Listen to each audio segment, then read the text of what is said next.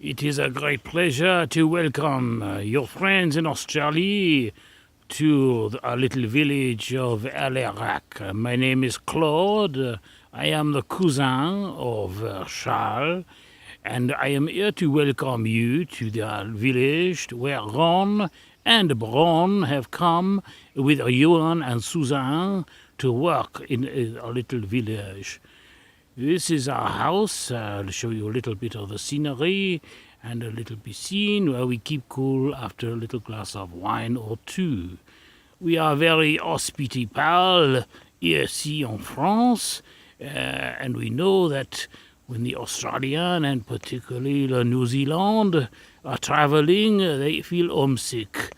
So we have provided for them plenty of sheep to make them feel at home. We will now progress gradually across the garden towards the house where the artists are working. Voila! I will walk very slowly because I did have a little glass of wine before this. One moment, please, and we will go further. This is the entrée for the Maison des Artistes. We are entering the arch into the courtyard, where we have seen Ron and Euan doing a lot of thinking, talking philosophy, and generally scratching their navel. The house is divided in appartements, and on the right-hand side you will see the whole side is a studio.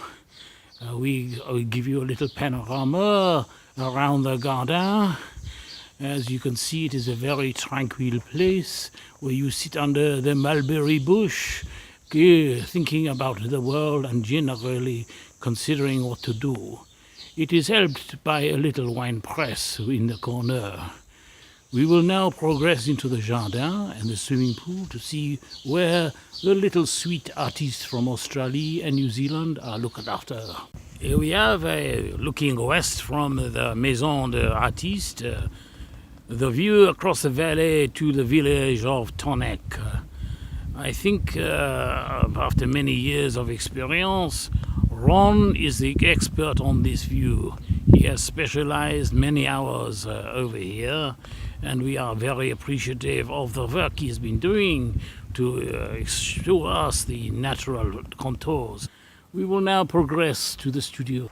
My cousin Claude has just gone to the pissoir. I'm afraid he does suffer from a weak bladder. Lovely chap, Claude. Sorry about him. Sort of Les Patterson of the French countryside.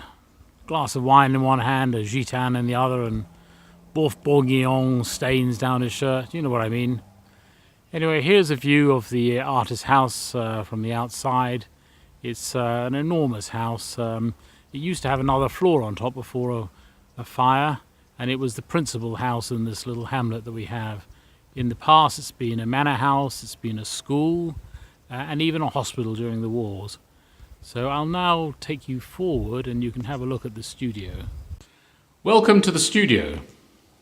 As you can see, we've gutted the entire wing of the house right up to 2 floors. This provides a magnificent space for the artist to come and work. The only significant piece of furniture we have is this 30-foot long table made in situ by our good friend Sean Rawnsley from the same tree, and it's in continual pieces. It's supposed to be one of the largest tables south of France. We've been involved in the Artists in Residence program for about 15 years. It's a philanthropic project, and we have artists from all over the world. The nice thing is there's no website. It's all done on word and mouth and recommendation. And what we do here is provide artists with 1 month out of their normal setting, and as you can see, it's a beautiful setting, for them to come and experiment, explore.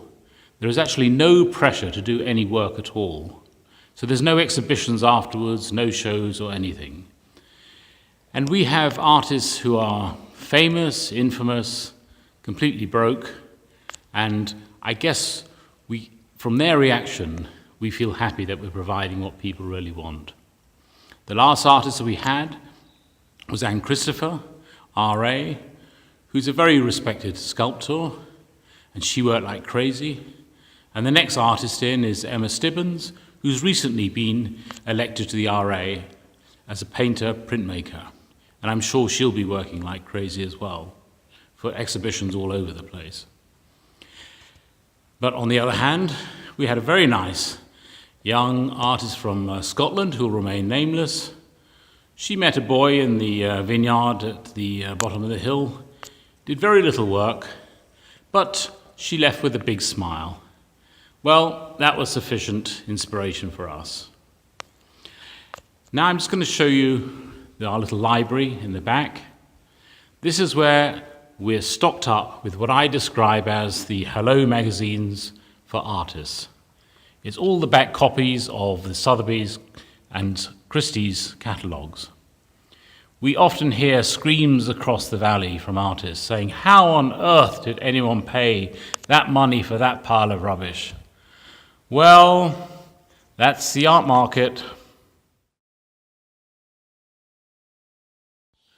We've also been delighted to have Ron and Euan come to France, and they're always accompanied with Bron and Susan, and generally, we all have a great time, and it's really good to see them working.